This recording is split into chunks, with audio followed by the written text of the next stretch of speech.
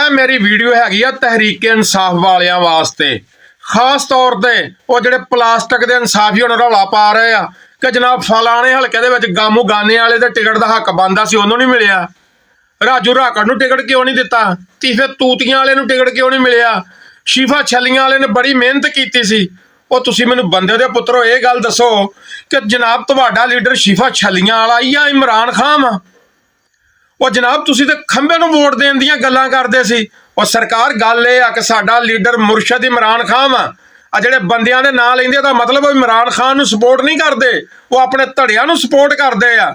ਤੇ ਗੱਲ ਇਹ ਆ ਵੀ ਜਿਹਨੂੰ ਵੀ ਖਾਨ ਸਾਹਿਬ ਨੇ ਟਿਕਟ ਦਿੱਤਾ ਵਾ ਉਹਨੂੰ ਸਾਰੇ ਰਲ ਮਿਲ ਕੇ ਕਾਮਯਾਬ ਕਰਾਓ, ਨਹੀਂ ਤਾਂ ਫਿਰ ਚਾਚਾ ਆ ਗਿਆ ਨਾ ਬੱਲਾ ਲੈ ਕੇ ਮਾਰ ਕੇ ਨਾ ਤੁਹਾਡੇ ਆਹੋ ਖੋਤਾ ਹਲਾਲ ਹੋ ਗਿਆ, ਬੱਲਾ ਬਹਾਲ ਹੋ ਗਿਆ। ਤੂੜੀ ਵੰਡਾ ਖਾਈ ਜਾਓ ਤੇ ਸ਼ੇਰ ਦੇ ਨਾਰੇ ਲਾਈ ਜਾਓ।